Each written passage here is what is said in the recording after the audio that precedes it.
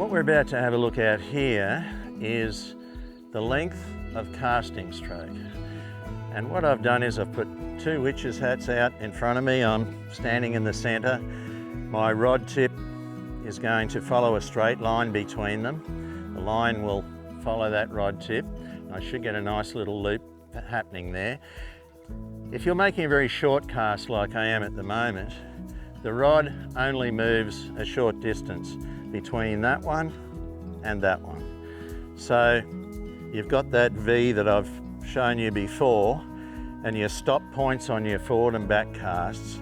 That's all you need for a short cast. And that's the length of your casting stroke between those two witches' hats. But if you want to make a longer cast, you've got to move that rod tip a lot further. If you're making a short cast, you move it back and forward fairly quickly to keep that loop going. But if I'm going to make a longer cast, so I'm going to just move those witches' hats out a little further. Say we go one more step there,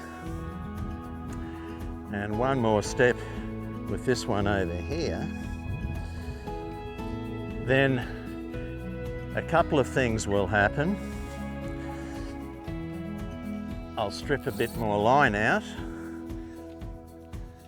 I'll just get the right amount of line out. The length of my casting stroke has obviously grown, it's longer, and I've got more line out. And the more line I get out, the more I've got to lengthen that casting stroke.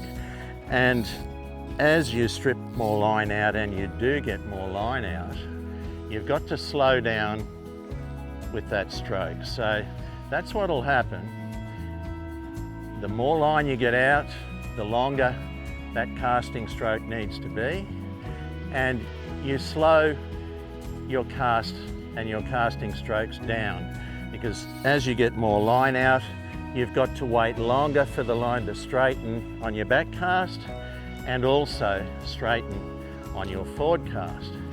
So I've got a bit more line out there, and you can see the tip of the rod is now going past my original witches' hats there.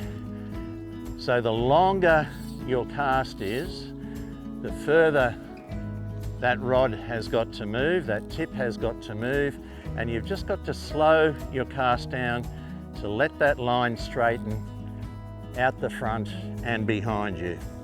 So that's what we call the casting stroke. That distance where the tip travels between your back cast and your forward cast.